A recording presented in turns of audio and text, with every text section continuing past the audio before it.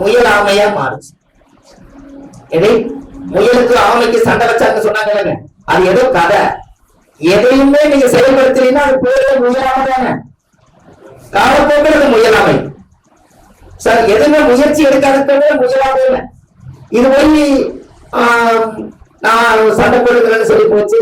முயல் கொஞ்ச நேரம் தூங்கிடுச்சு, அவர் அங்க வந்துட்டு இருக்கிறாங்க.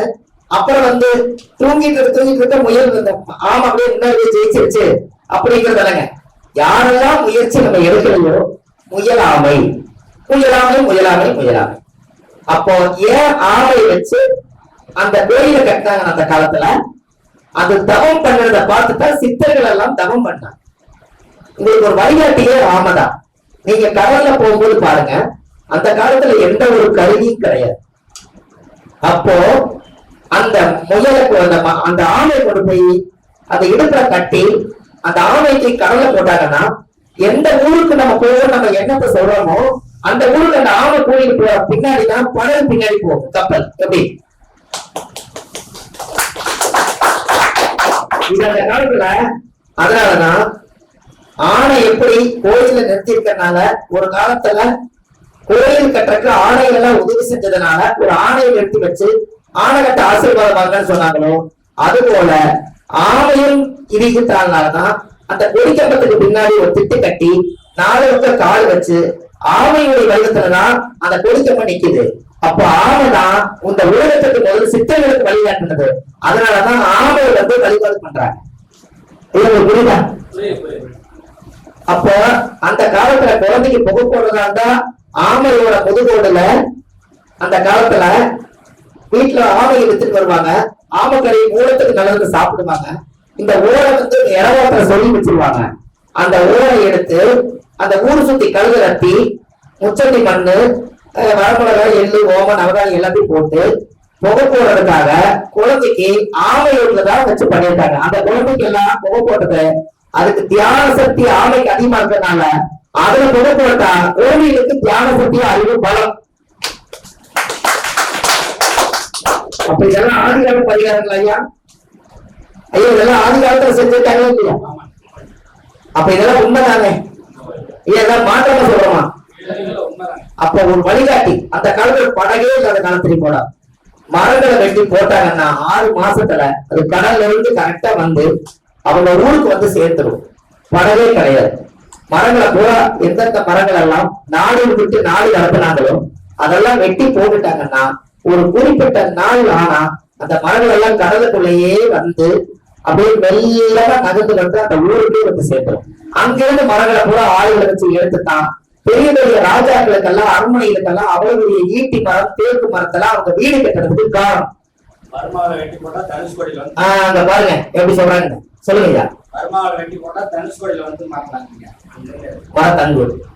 ஏன்னா அது வந்து எல்லாம் இல்ல தனுஷ்கோடி ஏற்றுமதி இறக்குமதி இல்ல அது வரைக்கும் அது வந்துருக்கலாம்.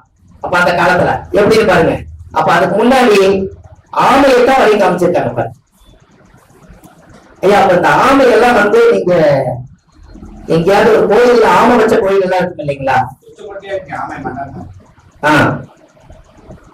இருக்காங்க ஐயா. நீங்க ஆமை மண்டபத்துல உட்கார்ந்து நீங்க கொஞ்ச நேரம் உட்கார்ந்து தியானம் பண்ணிடுவாங்க. உங்களுக்கு அந்த சக்திகள் எல்லாம் கூடி இன்னைக்கு செஞ்சு வரது ஆட்டோமேட்டிக் வேலை செய்யும். ஒவ்வொருத்தர் இந்த ஆமை எவ்வளவு இருக்குது இல்லைங்களா? அது நீங்க தொழில் செய்ய இடத்துல வைங்கள உங்களுக்கு ஞானம் பழக்கல ஐயா. அது ஆமை வந்து 1000 வருஷம் உயிர்வாங்க. ஒரு நாளைக்கு 2 முட்டை விடும். எனக்கு ஒரு மூச்சு எடுத்து போனா 2 முட்டை பொடி பொடி விடும். அப்புறம் மறுபடியும் விட்டா அடுத்த சூரிய உதயத்தை தான் விடும். அப்போ அதிகமா எனர்ஜி சேகரிக்கிறது யார்? அப்ப சித்தர்கள் எல்லாம் அதிகமா பேசாம சேகரிச்சது யார்? சித்தர்கள் தானே. அப்ப எல்லாமே ஆமை பார்த்தானே தியானம் பண்ணிட்டாங்க. சார் சின்ன விஷயம் தான், இது எவ்வளவு விஷயம் கொடுக்க பாருங்க. அப்ப இதெல்லாம் வந்து படிப்பு ஞானம் சக்திகளுக்கெல்லாம் இந்த மாதிரி அந்த காலத்துல உயிர் சக்தி உள்ள ஜீவராசிகளை வச்சுதான் மனிதர்கள் வாழ்ந்திருக்காங்க. ஆமை முதல்ல போறாங்க ஐயா. அந்த உருவத்துக்கு ஒரு பவர் அவ்வளவுதான் ஐயா. அந்த உருவத்துக்கு ஒரு பவர் இருக்குமா இருக்காதா? நீங்க அனுமார் வேஷம் போட்டீங்கன்னா அவ்வளவு அனுமார் கிடையாது. ஆனா அனுமார் வரான்னு சொல்றீங்க இல்லையா? மனுஷன் வரான்னு சொல்றது இல்லையா? உருவத்துக்கு ஒரு பவர். ஒரு உருவ பொம்மை எரிச்சா கோபம் வருதா இல்லைங்களா ஐயா? யாரோ ஒரு உருவ பொம்மையை பிரச்சாரம் பண்ண கோபம் வருது, எத்தனை கோபம் வருது. அப்ப உருவத்துக்கு பவர் ஜாஸ்தி, அதனாலதான் ஓவியத்துக்கு பவர் ஜாஸ்தி. சார் அந்த காலத்துல இப்படித்தான் வாழ்ந்திருக்கேன். முன்னோர்களை ஏன் நம்ம கையாள கொண்டு வரணும்னா, அந்த காலத்துல முன்னோர்கள் எதெல்லாம் செஞ்சு வச்சாங்க, அவங்க நவகிரகங்களோடவே வாழ்ந்தாங்க. ஏன்னா எல்லா வீட்லயுமே கம்பு, ராகி, சோளம், குளிர்பாடு எல்லாமே இருக்கும். அது எல்லாமே அந்த கிரகங்களோட தானியம் தானே. அந்த வீட்டுக்குள்ளே இருக்கிறதுனால அந்த கிரக தோஷம் உங்களை பாதிக்கிறீங்க. இது நீங்க கடையில போய் நவதானியம் வாங்கிட்டு வந்து எப்ப நம்ம தலை சுத்தி போடுறது. ஆனா அவங்க வீட்டுல பாருங்க, அந்த காலம் சிறுதானியம் பூராமே நவதானியம் தானே. ஒரு ஸ்டேஜுக்கு மேலதான் சூரியனுக்கு நெல்லு பஞ்சாங்கத்தை பிரிச்சாங்க. சூரியனா நெல்லு, சாரி சூரியனா கோதுமை, சந்திரனா நெல்லு, செவ்வாய்னா துவரம் பருப்பு, இதெல்லாம் 2வது தானியம் தானே ஐயா. இதுக்கு முன்னாடி சிறுதானியம் எல்லாம் கம்பு, ராகி, சோளம், மக்காளி சோளம், கேழ்வரகு, சாமை இல்லைங்களா. இதுதானே இன்னைக்கும் வயசான ஒரு வியாபாரம் பண்ணுவாங்க. எனக்கு ஐயா குதிரவாளி, எனக்கு திணை திணை திணை அது அது ரொம்ப சிறுசா இல்லைங்களா. அது இந்த ஓமம் எல்லாம் பாருங்க ரொம்ப சிறுதானியம் இல்ல ஓமம். அப்போ அந்த காலத்துல இந்த ஸ்டேஜ் விட்டு 2வது ஸ்டேஜ் தான் நம்மளுக்கு இப்ப நவதானியமா இருக்குது. அதுக்கு முன்னாடி பழைய காலத்துடைய நவதானியங்கள் எல்லாம் அந்த கோயில் குடுதலை சேர்த்து வச்சிருந்தாங்க. என்னைக்காவது ஒரு நாள் இந்த விவசாயம் அழிஞ்சிட்டால் அந்த குடுதல இருந்து எடுத்து விவசாயம் பண்ணி மறுபடியும் அதைய உழுது நிலம் பண்ணி உணவா அருந்திட்டு இருந்தாங்க. இன்னைக்கு என்ன பண்ணிக்கிறாங்க, நவதானியத்திலே மேல கோயிலுக்கு சேகரிச்சு வச்சிருக்காங்க. என்னங்கய்யா கலசல மேல சேகரிச்சு வச்சிருக்காங்க. நீங்களும் வீட்டுக்கு நவதானியம் கேட்டீங்கன்னா பழங்கள் போடுறோம். இந்த கதவு நிலவெல்லாம் தூக்கி நிறுத்திக்கல. அப்பதான் நம்ம என்ன பண்றோம் சார். அப்ப 9 நவக்கிரகம் எங்கீங்க இருக்குது? நவதானியம் இல்ல, கதவு நிலவுதான் இருக்குது. நீங்க எங்க வீட்டு கட்டி வச்சுக்காதீங்க. அப்ப கதவு, அப்ப நவதானியமே நவக்கிரகமே கதவு எல்லாம் கூடி இருக்குது. அப்ப என்னைக்காவது ஒரு நாள் கதவுக்கு மஞ்சள் தேய்ச்சு பொட்டு சந்தனம் வச்சு 2 விளக்கு வச்சு தீபாவளி காமிச்சீங்கன்னா நவகிரகம் வாசம் செஞ்சு அந்த வீட்டுக்கு வந்து வெளியே நிற்கிறத வீட்டுக்குள்ள வரும்ல. இல்ல புரியுதா? நம்ம அங்கே நிறுத்திக்கணுமா இல்லையா? ஏதாவது ஒரு கோயில்ல வந்துருச்சா வீட்டுக்கு முன்னாடி கட்டுங்க. வீட்டுக்கு எல்லா சேகரிப்பும் எங்கேயும் இருக்குது? தலைவாசல் தான் கட்டுறோம். ஆனா தலைவாசல கட்டி வைக்கிறது தலைவாசலுக்கு வெளியே இருக்கிற பாதுகாப்பு. நான் சொல்றது என்ன, வீட்டுக்குள்ள தெய்வங்கள் எல்லாம் வரணும்னா முதல்ல இந்த நிலவத்தை நீங்க பூஜை பண்ணணும் பண்ணுங்க சார். அந்த காலத்துல நிலவு ஒரு மர கடவுள்தான் நிலவு செய்வாங்க, பாத்துருக்கீங்களா? ஒரே மரத்துல ஜாயிண்ட் இல்லாம அதுக்கு தகுந்த மாதிரி வீட்டுல வந்து அவங்க ஆசாரியார் செஞ்சு அந்த நிலவை கரெக்டா நிறுத்தி ஃபிட் பண்ணுவாங்க. அதுல மட்டும்தான் அதிகமான சக்தி இருக்குது. அதுவே 2 மரம் 3 மரத்தை போட்டுக்கிட்டாங்கன்னா மரம் வேற, குலங்கோத்த வேலையாயிடுது. கரெக்டுங்களா? அந்த காலத்துல ஒரு மர கதவுல தான் போடுவாங்க. அப்ப அந்த ஒரு மர கதவு எதுக்குன்னு கேட்டீங்கன்னா ஒரே உயிரோட்டம் அந்த வீட்டுக்குள்ள வாசம் செய்யும். அப்ப ஒரு மர கதவா இருக்கும். நீங்க என்னைக்காவது ஒரு நாள் நீங்க பெங்களூர் சைடு எல்லாம் போய் பாருங்க. காலையில முதல் வந்தோடனே பூஜை வீட்டை சுத்தப்படுத்த மாட்டாங்க, நிலவத்தை அப்படி சுத்தப்படுத்துவாங்க. பூரா நிலவை கம்பெனியில துணி போட்டு துணைச்சு மஞ்சள் எல்லாம் ஃபுல்லா தேய்ச்சு வரி வரியா பொட்டு பூவெல்லாம் போச்சு விளக்கெல்லாம் வச்சு பூஜை பண்ணி சாமி கும்பிட்டு 6 மணிக்குள்ள எல்லா வீட்லயுமே பூஜை விட இங்க கதவு தான் அவ்வளவு ஜம்முன்னு இருக்கு. இது அங்க எல்லாம் பாருங்க, அந்த மனசுக்கு உள்ள போறதுக்கு அந்த எனர்ஜி அவ்வளவு பவரா இருக்கு. ஆனா அந்த ஊர்ல அதெல்லாம் செய்யறாங்க. நம்ம ஆளுங்க அதைய பழக்கத்தை கொண்டு வந்துட்டாங்கன்னா நிலவு பூஜை நிலையான பூஜை. எப்படிங்க சார்? நிலவு பூஜை நிலையான பூஜைங்க என்ன? நீங்க இங்க ஆரம்பமே நல்லா விட்டா உள்ள நல்லா இருக்க மாட்டாங்க. இன்னைக்கு அதை செய்யறதுக்கு அவ்வளவு தூரம் நிலவு மேல காலே வைக்க மாட்டாங்க அந்த ஊர்ல சார். அந்த நிலவு மேல நின்று தர்மம் பண்ண மாட்டாங்க. நிலவை தாண்டி வெளியில போய் நின்றுதான் தர்மம் பண்ணுவாங்க. உள்ள இருந்து தர்மம் பண்ண மாட்டாங்க. ஏன்னா இவங்களுக்கு அந்த நிலவுல இருக்கக்கூடிய புண்ணியம் எல்லாம் உள்ளத்துல இருந்து கொடுத்தா அந்த புண்ணியத்தை வாங்குறவர் வாங்கிட்டு போயிருவாரா? தர்மம் வாங்குறாரு இல்லைங்களா, அவருக்கு போயிருமா. அப்ப வெளியே போய்த்தானே தர்மம் பண்றாங்க. அந்த நிலவை மிதிக்கவே மாட்டாங்க. அதனாலதான் கோவில் கதவுகள்லாம் இருக்கும்போது நான் போகும்போது அதை மிதிக்கூடாது சொல்லி வச்சதுனால அவ்வளவு வருஷத்துக்கு தாண்டி போறோம். அது ஒன்றரை இருக்குமா? நம்ம தாங்க முடியாது. இருந்தாலும் அதனால மிதிக்கூடாது மனசு கூச்சப்படுதா இல்லையா? எனக்கு நம்ம காலம் அவ்வளவு போகாது. இருந்தாலும் அதனால மிதிக்கூடாதுன்னு சொல்லிக்கிறான்னு மனசு அவ்வளவு கூச்சமாயி நீங்க ஒரு தாண்டறைக்கு வாருங்களேன். தாண்டி போக தொட்டு கும்பிடுவாங்க ஐயா. ஆமா, தொட்டு கும்பிடுவாங்க ஐயா. கடைசியில நிலவு அப்புறம் கடைசியில முடிச்சுட்டு வந்து கொடிக்கண்டதை கட்ட ஒரு கண்ட்ரோலா வச்சு அந்த பாடம் அதுதானே அங்க நின்று கும்பிடுறதான கருவை போய் செய்யுது இல்லையா? அப்ப அந்த காலத்துல நிலவு போது நிலையான போது அப்ப நீங்க ஒண்ணு வேண்டாம். அப்ப நாலாம் ஐயா வீடு ஐயா, நாலாம் வீடா இப்பதான் மாத்திட்டாங்களா? இப்ப இல்ல, அதேதான். சரி, ஏன்னா நீங்க பேசாம இருக்கிறதுனால மாத்திட்டாங்களோ? மாத்தல. 4ஆம் இடத்துல சனி இருக்குன்னு வச்சுக்கோங்க. அந்த வீட்டுல வாஸ்து தோஷம் ஆட்டோமேட்டிக்கா வந்து சனியில குறைவே இவ்வளவு தான். இத குரு பார்த்தால் அது அந்த வாஸ்து சரி பண்ணுங்க அனுபவம் சொல்லுது ஐயா. அதானே குரு பார்த்தா சரி பண்ணுங்க சொல்லுது. 4ல சனி இருக்குது இல்ல, 4ஆம் இடம் சனி பார்க்குது. அப்படி இருக்கிறவங்க தோஷம் நிவர்த்தி ஆகணும்னா, வாஸ்து தோஷம் நிவர்த்தி ஆகணும்னா 4ல சனி இருந்தா வெளியில ஆசகம் வாங்கி பிச்சை எடுக்கக்கூடிய பிச்சைக்கார் அவர் ஒரு நாள் வீட்டுக்கு போயிட்டு வந்து வயிறார சோறு பண்ணி சாப்பாடு போடுங்க, வாஸ்து தோஷம் நிவர்த்தி ஆகும். ஐயா அது அந்த ஆளுங்க என்ன சொல்லுது சார்? 4ல சனிங்குது. சனினா அழுக்கு, சனினா சூற, சனினா குளிக்காதவங்க. அவங்க யாரா இருப்பாங்க? யாசகம் வாங்கி சாப்பாடு இருப்பாங்க. அது 4ஆம் இடம் வீட்டுக்குள்ள இருக்குது, நம்ம வீட்டுக்குள்ள. அப்படி நினைங்க. அப்படி அவரை கூட்டிட்டு வாங்க ஒரு மனையாக்க கூட்டிட்டு வந்து சாப்பாடு போட்டு அவங்க வயிறார சாப்பிட்டு போனா அந்த 4ஆம் இடத்துக்கு சனி வந்து போனதுக்கு அப்புறம் அந்த வீட்டுல நீதிபதியா நீதிமானா இருப்பீங்கல்ல. சொன்னீங்க பாக்கு மட்டும் வருதுங்க ஐயா. பாக்குன்னா குழந்தைக்கும் பாக்கு மட்டும் வருதுங்க. சனி நிவர்த்தியானா பாக்கு மட்டும் வருதுங்க. பாக்கு வந்து குழந்தைக்கும் இல்ல, வெத்ததான் இருப்படா. அப்போ எப்பவுமே அந்த 4 சனி இருந்தா 10ல சனி இருந்தா பிச்சை இருக்கிறவங்களுக்கு முதல் போய் டீ வாங்கி கொடுத்துட்டு வந்து தொழில் இருக்காங்க. சார் உங்க ஜாதகத்துல 10ல சனி, அவர் ஒருத்தர் பக்கத்துல இருக்கணும்னு சார் என்னோட காம்பல சார் எனக்கு 10ல சனி, எனக்கு திருச்சியில இருக்கிற எனக்கு சிம்மத்துல சனி. அந்த ஏடிஎம் பக்கத்துல ஒருத்தர் வயசான ஒருத்தர் உட்காந்து இங்கேயே சுத்திட்டு வருவாங்க. பொழுதானா நிறைய பேக் எல்லாம் வச்சுக்கிட்டு ஒரு ஓரமா வச்சுட்டு அந்த ஏடிஎம் கடை பார்த்துருக்காரு. ஆனா தொழில் ஆம்பளை முறையத்துல நல்லபடியா போகுது. அவரை விரட்டி அடிச்சாங்கன்னாக்கா எனக்கு பிரச்சனை. அவர் அங்கேயே இருக்க வரைக்கும் எனக்கு யோகம். எப்படி?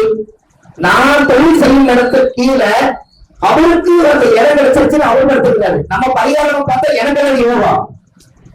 சார் சொல்லுங்க,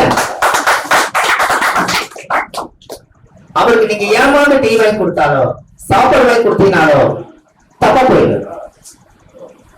அவர் இயற்கையாவே ஆண்டவன் உணவு விட்டுருக்காங்க. நம்ம ஏதாவது கொடுத்து நம்ம ஏதாவது தப்பா பாக்குறாங்களா இல்லாத விபரீதமானது நினைச்ச கூடாது. அவர் நம்மளோட நேரம் நல்லா இருக்காங்க அங்க இருப்பாரு, தெரியுது, தெரிஞ்சுட்டு கப்பல் விட்டுரு. எதுவுமே பேசக்கூடாது. அவர் எங்கேயோ சுத்திட்டு பொழுதான வந்து கரெக்டா அந்த காம்ப்ளெக்ஸ் நீட்டா காம்ப்ளெக்ஸ் கார் பார்க்கிங் கூட இருக்குது, ஏடிஎம் பக்கத்துலயே இருக்குது. அங்க அவங்க மாட்டு பார்த்துக்குவாரு. எங்கேயோ போய் சாப்பிட்டு வந்து 10 காலையில மட்டும் காண போயிடுவாரு. அப்போ நம்ம ஜாதகத்துல 10ல சனி இருந்தா பிச்சைக்காரங்க தொழில வைங்கன்னு சொல்லுது. ஆனா ஆட்டோமேட்டிக்கா காங்கிரஸ் வந்து கருத்துட்டாரு, தொழில நான் வேலை செய்யறேன். அப்ப இந்த கிரகம் வேலை செய்யறேன் இல்லையா சொல்லுங்க. இப்படி எல்லாம் நீங்க யோசிக்கல சார். லட்சத்துக்குள்ள 4 7ல கேள்வி இருந்தா என்ன தோஷம் ஐயா சொல்றீங்க? ராகு தோஷம் அதெல்லாம் நம்ம சொல்றோம். முதல் லட்சத்துக்குள்ள 4 7ல கேள்வி இருந்தாலே ஒரு பொண்ணு கல்யாணம் பண்ணிதுன்னா முதல்ல அந்த வீட்டுல இருந்து வாடகை வீட்டுக்கு போக சொல்லுங்க. என்ன கல்யாணம் ஆக வரைக்கும் சரி இருக்க சொல்றேன். கல்யாணம் ஆகாம இருக்கிறவங்களுக்கு முதல் வந்து அவங்க வாடகை வீட்டுல போய் கல்யாணம் ஆக வரைக்கும் இருந்து போட்டு கல்யாணம் ஆனதுக்கு அப்புறம் அந்த வீட்டுக்கு வர சொல்லுங்க. அவங்க வாடகை வீட்டுக்கு போக சொல்லுங்க. சொந்த வீட்டை விட்டு வாடகை வீட்டுக்கு போறது ரொம்ப கஷ்டம் தானே. இருந்தாலும் போக சொல்லுங்க. கல்யாணம் ஆகாதவங்களுக்கு ஆயிரும். அது என்ன காரணம்? இன்னொரு லாஜிக் சொல்லுங்க. Very good. அம்மா சொல்லிட்டாங்க, கை தட்டிடுங்க. ராகு வீட்டுக்கு சொந்த வீடு இல்ல, நீ உங்க நகரத்துக்குள்ள ராகு வீடு இருக்குது. அப்ப என்ன ஆகும்? பத்திரமான கிரகம் வைத்தறிச்சல் கொடுக்கும். அப்ப நீங்க ராகுகளுக்கு சொந்த வீடு இல்ல, உங்களுக்கு ராகு தோஷம். நீங்க சொந்த வீட்டுல இருந்தா சொந்த வீடு தான் பிளஸ், வாழ்ந்த மைனஸ். நீங்க வெளியில வந்துட்டீங்கன்னா இறந்துட்டால் மறுபடியும் ஒரு உருவாகும். எப்படி ஐயா புரியல? இது எல்லாத்துக்கும் கொஞ்சம் கஷ்டம் தான். ஆனா இருந்தாலும் இறக்க மாட்டீங்களா அவங்களோட தோசை நடத்தியா. நான் போன மீட்டிங் அம்மாவுக்கு தெரியும் நினைக்கிறேன். போன மீட்டிங் சேலத்தில் நடந்த மீட்டிங் சொல்லணும். காணா போறவங்களை பத்தி சொன்னா யாருக்கும் அம்மா உங்க சொல்ல காணா போறது சார். காணா போயிட்டாங்கன்னா நேரம் நீங்க எங்க போடுவீங்க? நீங்க ராகுகேது கோயில போய் காணா போனவருக்கு அர்ச்சனை பண்ணி போனவங்க வீட்டு திரும்பி வருவேன். ராகுகேது பக்கத்துல தானே. அவங்க பார்த்தா எனக்கு தப்பா சொல்லணும். இந்த சைடு இருக்கு, இந்த சைடு இல்ல. ராகு இதுதான் செய்யுற தெரிஞ்சு சார். ராகுகேது காணா போனவங்க திரும்பி வர்றதுக்கு போய் திரும்பி ரிட்டர்ன் வர்றதுக்கு என்ன கிரகம் சார்? போனவங்க ரிவர்ஸ்ல வர்றது எல்லாருமே சொல்லுங்க. போனவங்க ரிவர்ஸ்ல வர்றதுக்கு என்ன கிரகம்? அப்ப நீங்க போலீஸ் ஸ்டேஷன் போறதுக்கு முன்னாடி நீங்க எந்த டைம் போகணும்? அப்ப ராகுகேது குப்புச்சாமின்னு ஒருத்தர் காண போயிட்டாருன்னா ராகுகேது போய் நீங்க அர்ச்சனை பண்ணி குப்புச்சாமி நல்லபடியா பெரியமன்றோட அபிஷேகம் பண்ணி சாமி கும்பிட்டு வந்தீங்கன்னா அவர் என்னமோ தற்கொலை பண்றதுக்கோ இந்த கூட்டத்துக்கு போறப்போ மனநல பாதிக்கப்பட்டு போக நினைச்சுட நீங்க இங்க போய் சாமி கும்பிட்டு போயிட்டீங்கன்னா அவர் போனவரு அர்ச்சனை பண்ணும்போது மக்களா மறுபடியும் நம்மளே போயிருந்தா பழம் வீடு திரும்பி வருவாங்க. எப்படி ஐயா சொல்லுங்க. மனசு மாறி இருவார். ராகுகேது வக்கர கிரகம் சார். ராகுகேது வக்கர கிரகம். வக்கரமான கிரகம் வைத்தறிச்சல கொடுக்குமா. அந்த வைத்தறிச்சல்னால நான் வீட்டை விட்டு போறேன்னு பொடிச்சிட்டு போறாங்க. கேட்டுங்களா ஐயா? சுத்தர வக்கரமான என்ன சொல்லுவாங்க ஐயா? ஐயா சுக்கர வக்கரமான என்ன ஆகும்? ஒரு ஆணுடைய ஜாதகத்துல ஒண்ணு கொட்டி தூக்கிட்டு போறேன்னு சொல்லுவோம். செப்ப வக்கரமா இருந்தா கொண்டாடி கிட்ட யாரும் சொல்லுவா மாப்பிள்ளை நான் எங்கே போறேன் அவர் வீடு தான் நான் எங்கே போறேன்ல. அப்ப வக்கரம் என்ன செய்யுதுங்க? அந்த இடத்துல இருந்து இன்னொரு இடம் கோவச்சுட்டு வெளியில போறது இல்லையா? அதனாலதான் இப்படி கிரகங்கள் வக்கரமா இருந்தால் விழுப்புரம் மாவட்டத்துல திருவக்கரையில வக்கரகாளியம்மன் கோயிலே இருக்கு. யார் ஜாதகத்துல எல்லாம் வக்கரம் இருக்கிறதோ அவங்க எல்லாரும் ஒரு முறை போய் அந்த வக்கரகாளியம்மன் கோயில போய் தேங்காவோட ஸ்தாபிக்கப்பட்டு 1 மணி நேரம் அந்த கோயிலுக்குள்ள உட்கார்ந்து வந்தீங்கன்னா உங்க ஜாதகத்தில் இருக்கிற வக்கர தோஷம் நிவர்த்தியாகும்.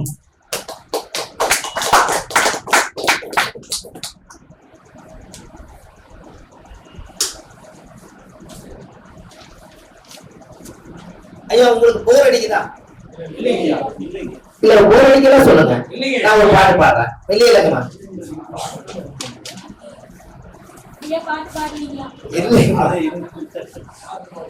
இல்ல சொல்றேங்கம்மா.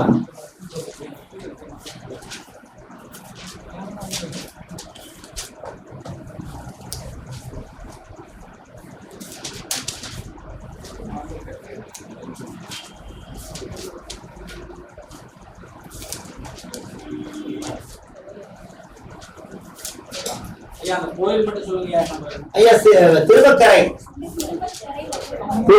வக்கரகாளியம்மன்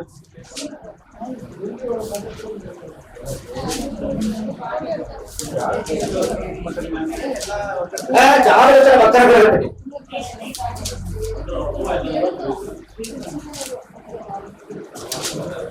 சார். ஜாதகத்துல யாருக்கெல்லாம் வக்கரகாளியம்மன் இருக்கிறோம் சார்? உங்க ஜாதகத்துல வக்கரகாளியம்மன் இருக்கு. அப்புறம் வக்கர தோஷமே நடந்த நீங்க என்ன நினைக்கிறீங்க?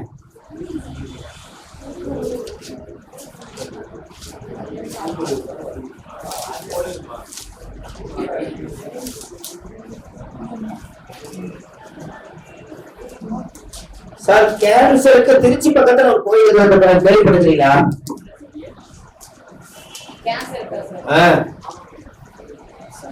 அது கண்டிப்பா இந்த கோலத்துல சொல்லணும். இங்கதான் பக்கம் தான் சார். யாருக்கெல்லாம் கேன்சர் வருது அவங்க வம்சத்துக்கு அந்த கேன்சர் வராம நீல் பண்ணணும் ஒரு கோயில் வந்து திருச்சி பக்கம் யாராவது தெரியுமா?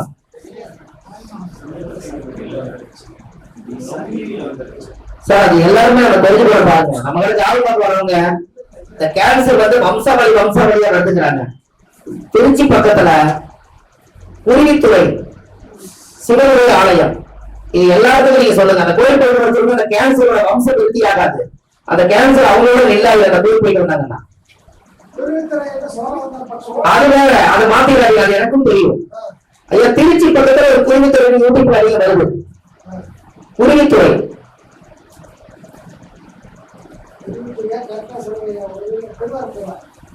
ஐயா இதை நான் கேட்டேன். அது வந்து கருப்பட்டி போற வழியில குருவித்துறையில இருக்குது ஒரு கோயில். திருச்சியிலேயே ஒரு குருவித்துறை இருக்குது. எல்லாரும் நிறைய பேர் போய் சாமி கும்பிடுறாங்க. இத்தனை காலமா தெரியல. இப்ப அது கிடைச்சிருக்குது யூடியூப்ல. இப்ப நீங்க மத்தியான சாப்பாடு சாப்பிட்டுட்டு நீங்க குருவித்துறை திருச்சின்னு போடுங்க. அந்த கோயில் சிவனாய் வரும். அந்த கோயிலுக்கு எல்லாரும் போக சொல்லுங்க.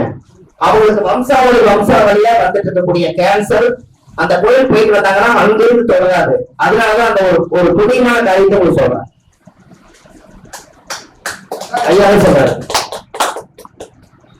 சார், அது கேன்சருக்கு தான் அந்த கோயிலே ஒரு காலத்துல கட்டிக்கிறாங்க. அது பேரு தமிழ்ல புற்றுநோய்.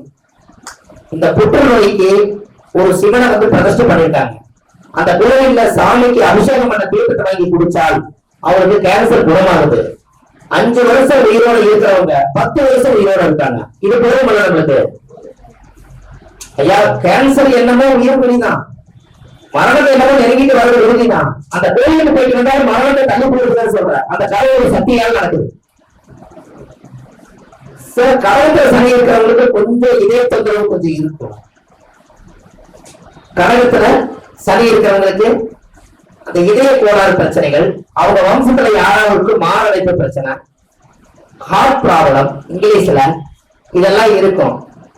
அது எதனால கடகத்துல சனி இருக்கிறதான்னு சொல்லுங்க. சந்திரன் வீடு சார், சந்திரன் வேகம் சனி